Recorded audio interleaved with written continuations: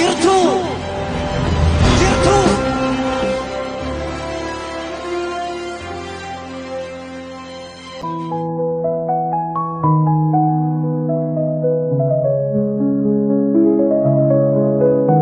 haa ta'u kaa kunis jennee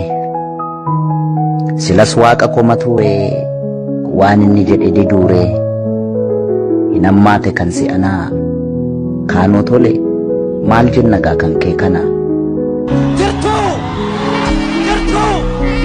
ijoollee Gojjam jirtu Gojjam Matakkal jirtu ijoollee Raayyaa jirtu Raayyaa Raayituu jirtu ijoollee Walloo jirtu Walloo Kamisee jirtu ijoollee Wallaggaa jirtu ijoollee Arsii jirtu ijoollee Booranaa jirtu ijoollee Tuulamaa jirtu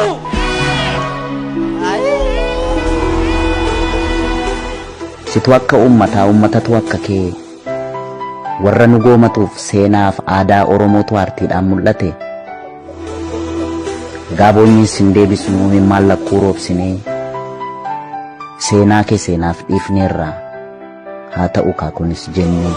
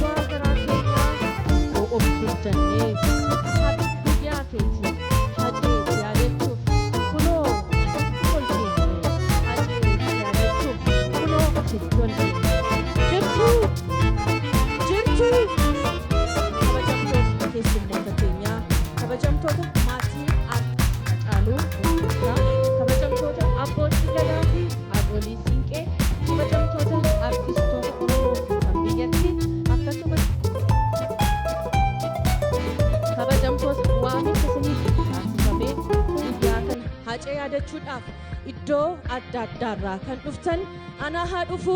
bagana kan dhuftan isiniin jenna kun sagantaa yaadannoo artiist Haacaaluu Hundeessaa waggaa 5ffaa fi badhaasa yookaan awaardii Haacaaluu Hundeessaa marsaa 4ffaati irra deebinee bagana kan dhuftan isiniin jenna Inni kana fakkaata ture dhaabbanni deeggarsa kitaabaa kana nu gootan irra deebi'uudhaan galatoomaan jedha. Dhaabbattoonni garagaraas laaybiraarii mana sirreessaa kana keessatti argamu maqaa aceetiin akka deeggarsa gootan asumaanan ergaa koo dabarsuu barbaada galatoomaa.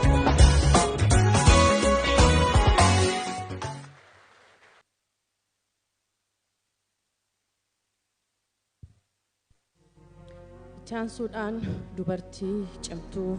mallattoo jaalala dhugaa mallattoo ciminaa waggaa 5 guutuu osoo uffata gaddaa ofirraa hin baasin dhugaa abbaa warraasee barbaadaa kan jirtu akkasumas immoo seenaansaa akkasumas dandeettiinsaas beekamtiinsaas dhokatee akka nafneef dhalootatti akka darbuuf immoo maqaa isaatiin faawundeeshinii hundeessitee uummata gargaaraa kan jirtu hojii